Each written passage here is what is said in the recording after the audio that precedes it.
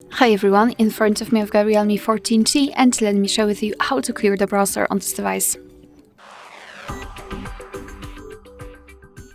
So let's start with opening the browser. In my case it will be Google Chrome, but no worries, this operation is pretty similar in all of the browsers which are commonly used, so I'm pretty sure that you will be able to figure out how to do it on your browser.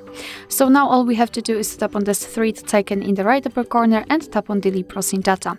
So here we've got some basic options like visited websites, opened tabs, cookies, cache and other site data. We can change the time range from last 15 minutes to, for example, last 4 weeks. It's totally up to you, and then tap on delete data. However, if you want to remove some advanced browsing history, just tap on more options, and here we've got them listed. So you can also remove saved passwords, autofill from data and site settings. If you want to remove something, make sure that it is marked I will remove everything.